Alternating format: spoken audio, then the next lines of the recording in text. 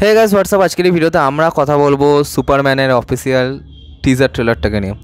তো I am extremely sorry because আমি এই ট্রেলারটাকে নিয়ে এর আগে কথা বলতে পারিনি। ইভেন আমি যেহেতু তোমাদের সাথে দেখেই থাকি সমস্ত ট্রেলার এবং সংস, সেই জন্য আমি এই ট্রেলারটা কিন্তু দেখিও নি।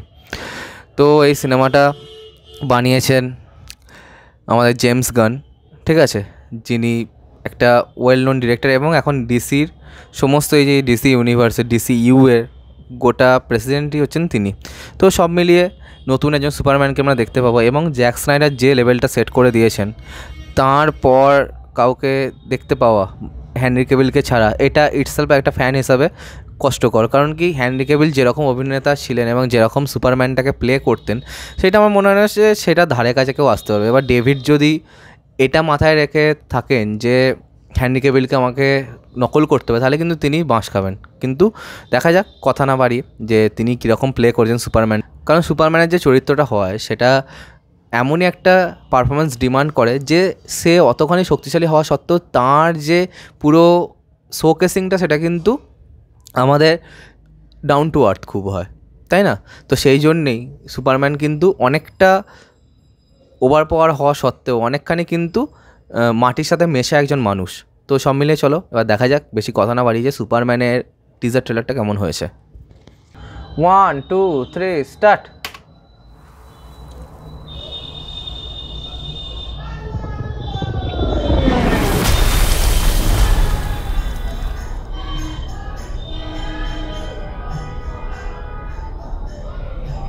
এখানে 4D দিয়েছে।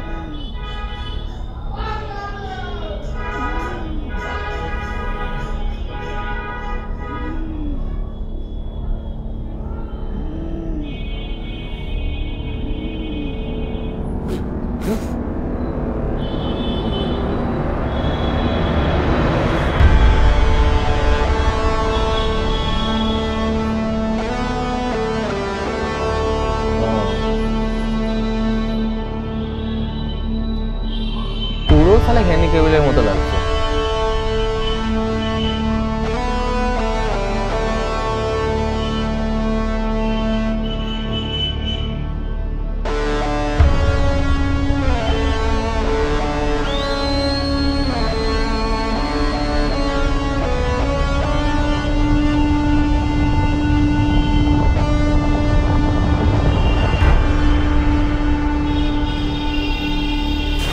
Crypto.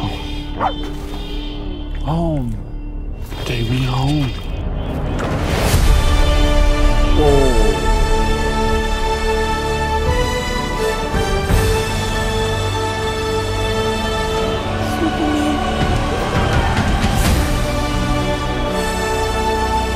Superman.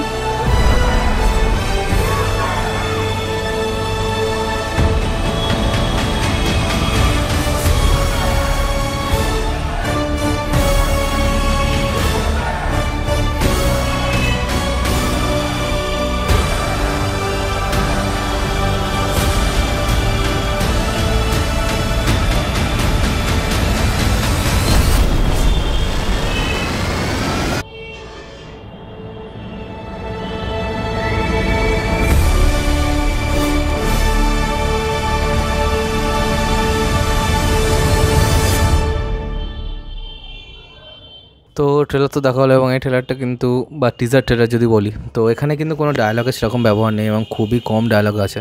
এবং সুপারম্যানের লাভ ইন্টারেস্ট অর্থাৎ লুইস লেনের চরিত্রে এখানে র্যাচেল ব্রসনানকে কাস্ট করা হয়েছে এবং ডেভিডকে কিন্তু পুরো দেখে হেনরি ক্যাভিল মনে হচ্ছে। তো তোদের যদি একটা হেনরি ক্যাভিলের মধ্যে দেখতেই অভিনেতা দরকার ছিল, তো why they didn't cast Henry Cavill again? এই ব্যাপারটা আমি বুঝতে পারি না। He is really free to play Superman. এবং অন্যদিকে আমি যদি দেখি যে এখানে যেভাবে ডেভিড প্লে করছেন, হ্যাঁ, সেটা কিন্তু পুরোপুরি আমার মনে হচ্ছে হেনরি ক্যাভিলকে খুবই তিনি ফলো করেছেন, সেই ব্যাপারটা কিন্তু এখানে এসছে। এবং এই সিনেমাটা যেরকমভাবে সেট করা আছে এটা পুরোপুরি দেখে বোঝা যাচ্ছে যে এটা একটা জেমস গানের সিনেমা, মানে টিপিক্যাল জেমস গান সিনেমা যেরকম হয় এটা কিন্তু সেরকম। এবার সুপারম্যানের সিনেমা কিন্তু কখনোই সেরকম হওয়া উচিত না। সুপারম্যানের সিনেমা কিন্তু অনেকটা ফানি এবং অনেকটা আলাদা রকমের হয়। ওয়ার্ল্ডের বিভিন্ন জিওপলিটিক্যাল ইস্যু নিয়ে কিন্তু সুপারম্যানের সিনেমা কথা বলে এসছে অল ওভার দ্য ইয়ার্স। তো সেই ব্যাপারটা আমার দেখে একটুখানি কীরকম লাগলো, একটা বড় ক্রিয়েচারকে এখানে আনা হয়েছে এবং লেক্স লুথরের চরিত্রে নিকোলাস হল্টকে কিন্তু বেশ ভালো লাগছে, বেশ মানিয়েছে নিক হল্টকে। কারণ কি তার যেরকম অভিনয় ক্ষমতা আমার মনে হয় যে তিনি সবথেকে ভালো কিন্তু লেক্স লুথর হিসেবেই দেখাতে পারতেন। কারণ কি এর আগে জেসি আইজেনবার্গ যখন প্লে করেছিলেন সেটা অনেকটা ফ্যাঙ্কি টাইপের হয়ে গেছিলো, তবে এই লেক্স লুথর যে রকমের প্রিমিয়াম লেভেলের ভিলেন সেটা তাকে কিন্তু খুব ভালোভাবে ইউজ করা যেতে পারে। তো সব মিলিয়ে সুপারম্যানের টিজার ট্রেলারটা আমার অতখানিও ভালো লাগেনি। তোমরা কমেন্ট করে জানাও যে তোমাদের কীরকম লেগেছে এই এন্টায়ার টিজারটা।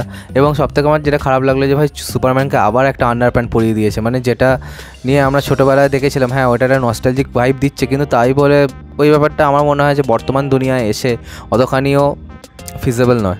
তো সব মিলিয়ে আমার কিন্তু এই ট্রেলারটা অতখানিও ভালো লাগেনি। তো তোমরা বলো তোমাদের কীরকম লেগেছে। আর সত্যি কথা বলতে কি প্রথমে যখন ট্রেলার শুরু হলো সে ট্রেলারের ফার্স্ট হাফটা কিন্তু আমার কিন্তু বেশ কুলই লাগছিলো, কিন্তু তারপর থেকে যখন ক্লোজারে এলো সেটা কিন্তু আমার অতখানিও জমেনি। এবং পুরো যে ট্রেলারের ফোকাসটা কিন্তু লাভ ইন্টারেস্টের উপর অনেকবার রেখেছে এবং অনেকগুলো কিসিং সিন, আমি জানি না কেন এতগুলো কিসিং সিন দেওয়া। তো চলো বেশি কথা না বাড়িয়ে আজকের মতো ভিডিওটা এখানে শেষ করলাম। কমেন্ট করে জানাও তোমাদের কেমন লেগেছে এই ট্রেলারটা, সাবস্ক্রাইবটা প্লিজ করে দাও যাতে আমার সাথে তোমাদের আবার দেখা হয়। Bye bye.